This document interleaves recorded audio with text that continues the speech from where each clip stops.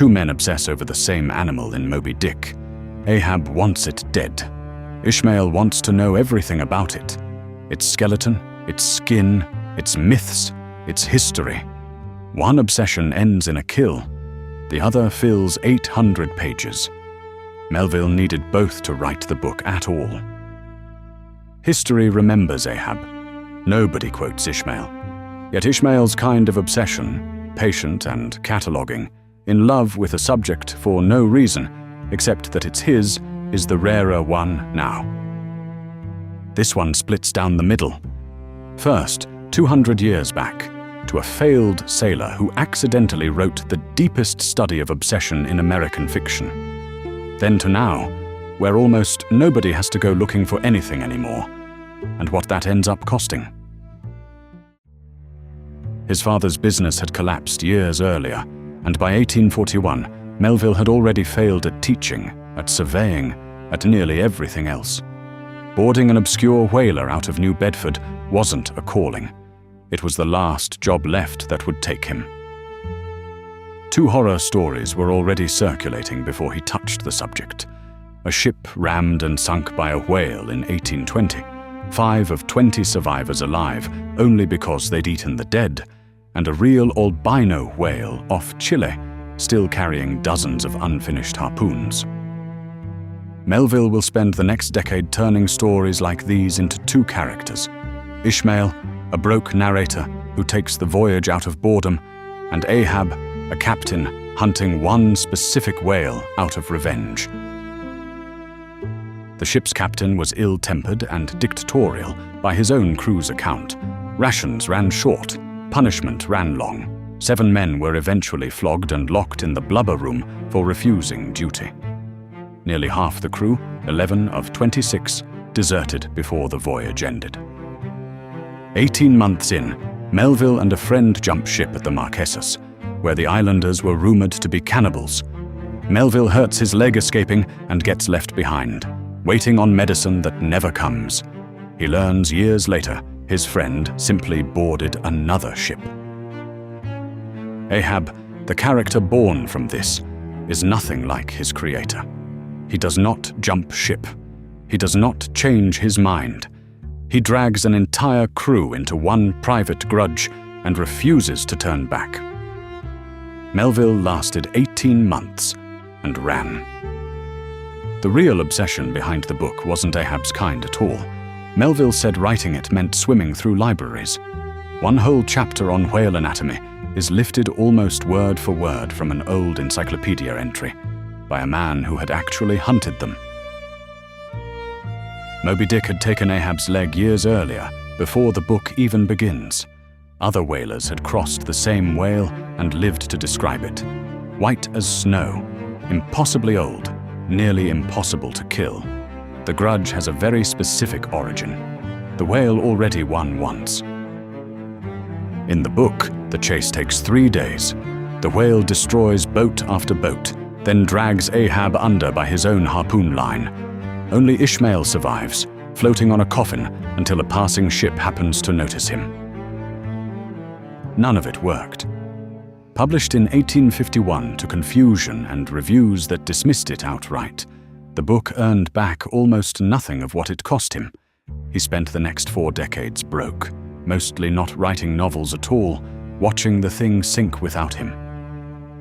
By 1866, he was inspecting cargo on a New York dock. $4 a day, 6 days a week, 19 years. A young customs official named Chester Arthur, admiring Melville's writing from a distance, quietly protected his job for years, and never once said so.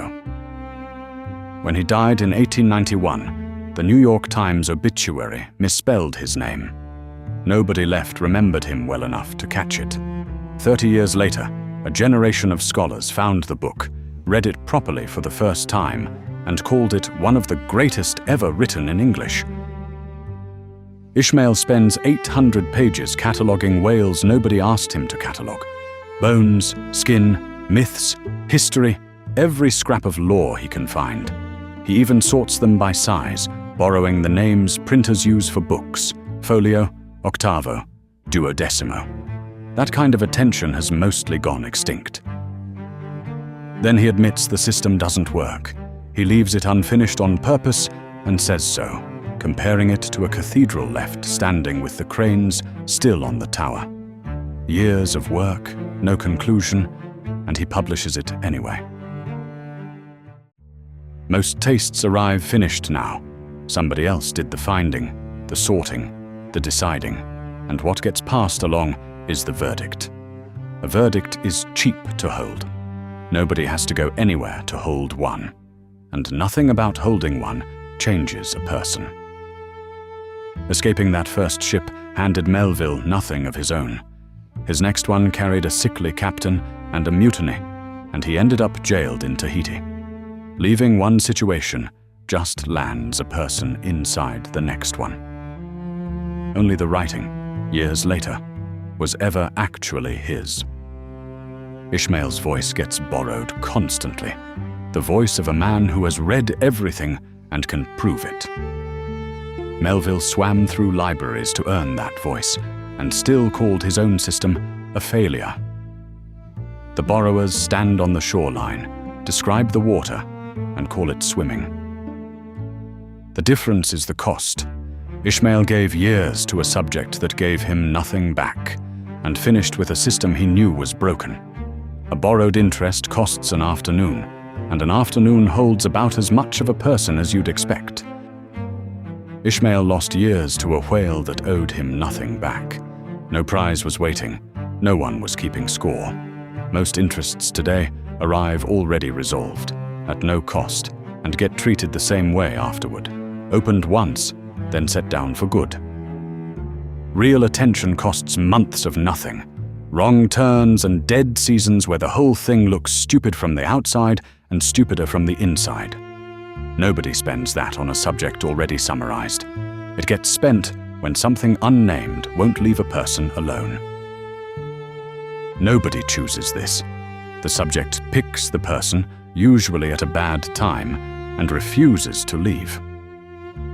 Melville didn't decide to spend 10 years on a whale. It got into him on a ship he was trying to escape, and it never came back out. Taste survives this fine. What doesn't is the self that only assembles over a long stretch of attention, nobody rewarded or noticed. That version never got built. The empty months never happened, so the person those months would have made never arrived at all. Melville gave years to a subject nobody paid him to understand. He died believing he had failed at it. 30 years later, a generation of readers who never met him decided he was right. On a Navy frigate afterward, Melville watched a captain order over 160 floggings in just over a year. A person who never claims a subject as their own doesn't stay empty. Something else fills that space, usually something enforced by someone with better uses for their time. Under every unassigned subject sits a version of a person nobody has met yet, including them. Ishmael met his by staring at the whale until the whale stared back. That doesn't happen through somebody else's verdict, and it doesn't happen fast.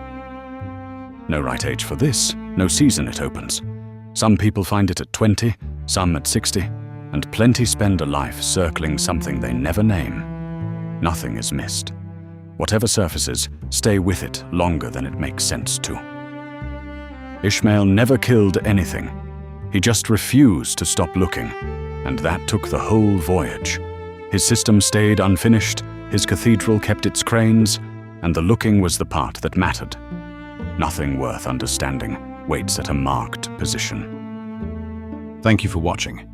If this video brought you any value, please consider subscribing and leaving a like. For more content like this, hit the notification bell so you never miss an update. See you next time.